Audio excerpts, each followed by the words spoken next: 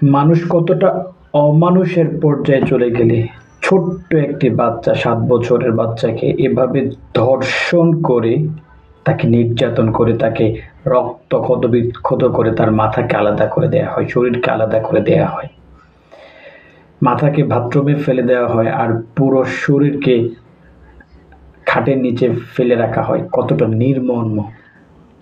এই বাচ্চাটার পরিবারের অবস্থা কোন অবস্থা আছে, তার পিতা মাতা কোন খারাপ অবস্থা আছে। মানে মানুষ মানে পশুর চেয়ে খারাপ হয়ে গিয়েছে। এত খারাপ মানুষ হতে পারে সেটা আসলে কল্পনার বাইরে। আমি বাংলাদেশের একজন সচেতন নাগরিক হিসেবে তার সুষ্ঠু বিচার চাই। শুধু তাই না, প্রকাশ্যে বিচার চাই। যে বিচার দেখে মানুষ অন্তত বাচ্চাদেরকে স্নেহ করবে।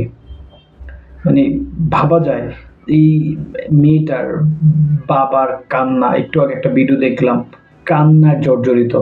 মানে কতটা খারাপ অবস্থায় বাচ্চার সে পরিবারটা আছে।